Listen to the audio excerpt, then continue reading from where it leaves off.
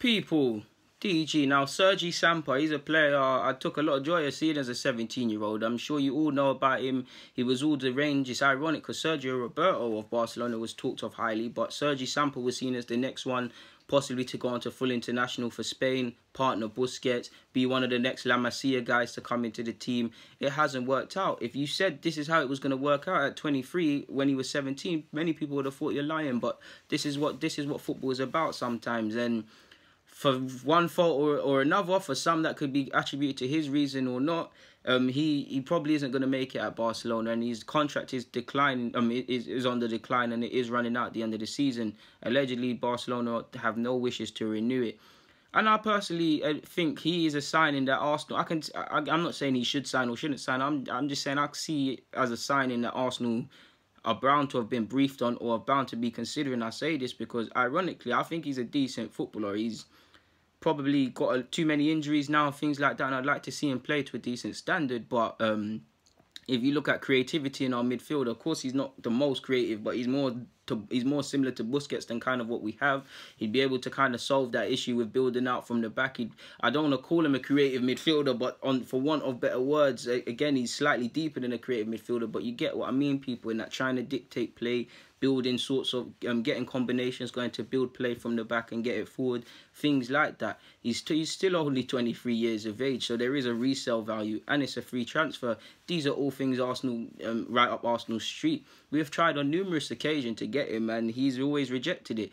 When Bellerin and Torrell came to the club, we had an offer for him. He rejected it. He's rejected a couple offers from us. He's rejected Chelsea. He's got a love for Barcelona. He's had many offers to leave, despite the fact he's barely played. He's made 13 appearances since 17, so 13 appearances tells you you're not really in the club's plans. I know for the last 2 years he's had mad injuries. He went to Granada and it wasn't really working out, and then he was playing and he got taken out of the side. Some of that allegedly due to fees that Granada might have had to pay if they kept playing him. Had to pay to Barcelona, so it's a bit political.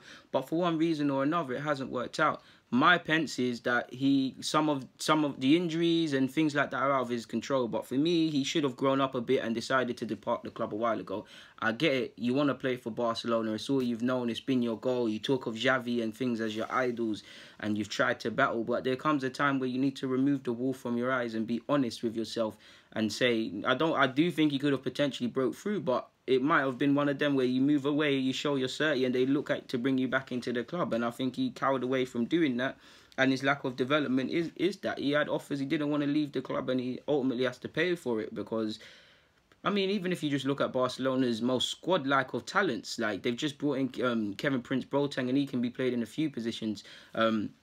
I'd prefer Samper to him, but you could probably see him playing ahead. Vidal's having his own issues with first-team football, and he is getting a look in. There's him. Far is twice the player he is currently. You've obviously got Busquets there as well. You've got how many other examples, so how feasible is it to play? So I must admit, I can, for some reason, see Arsenal looking at this guy to bring him into the club in the summer, especially that I don't think he'd be a direct replacement for Ramsey. They're two different players, but it's a free transfer. He's a fellow Spaniard like Unai Emery. We have wanted him. He is a decent footballer. He kind of ironically has a skill set which I wouldn't say we're lacking, but we could do with, because you don't know. I think we need 2 central midfielders.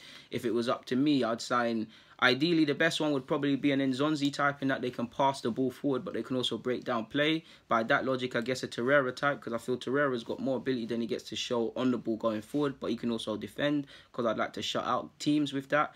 If not, if we can get someone whose strengths are more either building from the back like Samper or more box-to-box like Ramsey, one of the two, and also another defensive sort of midfielder, breaking down play, combative midfielder. So that's 2. Also believe I believe we need a lot, because I would say that them 2, I'd say centre half without a doubt, probably even 2, but just 1 to be humble.